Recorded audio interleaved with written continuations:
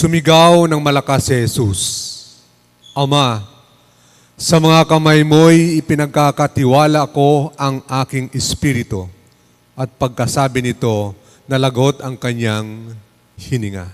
To verse 46, basahin ko lang in verse 44, nang magtatanghaling tapat na, hanggang sa ikatlong hapon, nagdilim sa buong lupain.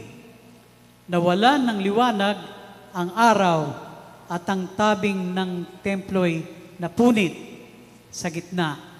Sumigaw ng malakas si Jesus, Ama, sa mga kamay mo'y ipinagkakatiwala ko ang aking espiritu. At pagkasabi nito'y nalagot ang kanyang hininga. Okay? He expressed to the Father his trust in committing his spirit. No? Maging si Jesus sa kanyang other nature as a human, meron siyang espiritu, and he committed his spirit to the Father. Now, bago nangyari yon, do sa verses 44 and 45, no, napunit yung tabing ng templo. Now, anong ibig sabihin nito? Ibig sabihin, wala na yung Old Testament at dumating na yung bago, nang ibig sabihin, meron ng access ang tao ngayon. Kasi before, in the Old Testament, only the high priest can enter the temple, yung Holy of Holies o the most holy place. Siya lamang ang may access. But now, napunit na ito, ibig sabihin, through the body of Jesus Christ, who was offered as a sacrifice for those whom God has saved, they can now enter the Holy of Holies through the body of Jesus Christ. Luke chapter 23, verse 46. Father, into your hands I commit my spirit. Signifies Jesus' final act of trust, returning his spirit to the Father after completing the atonement. It shows Christ voluntarily laying down his life, assured of the Father's love despite enduring the curse of sin. Ang kanyang buhay, para kanino? Para sa atin po na makasalanan.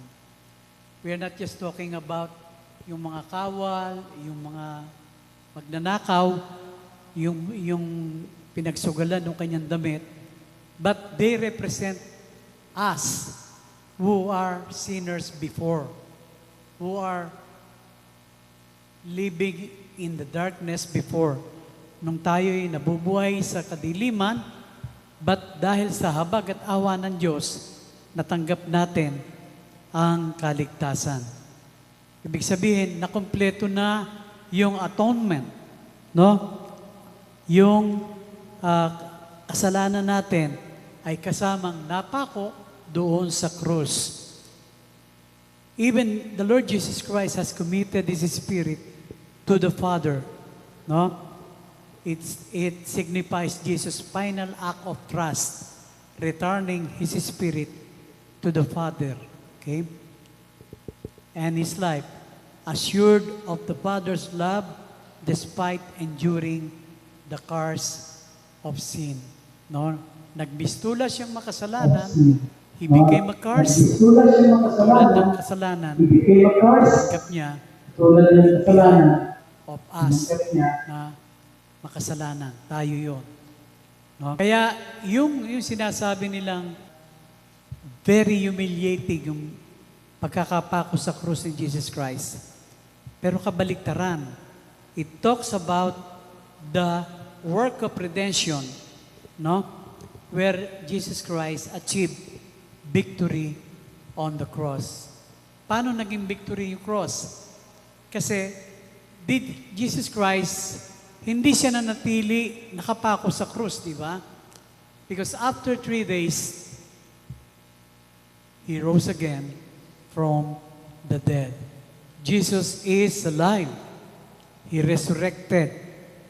Kaya nga, doon sa preaching ni Elder Rene nung nakaraan, sa 1 Corinthians 15, sabi nga niya, if Christ did not rise again from the dead, our faith is futile. Oh, you are still in sin. But because He resurrected, He overcame death, no? There is victory on the cross.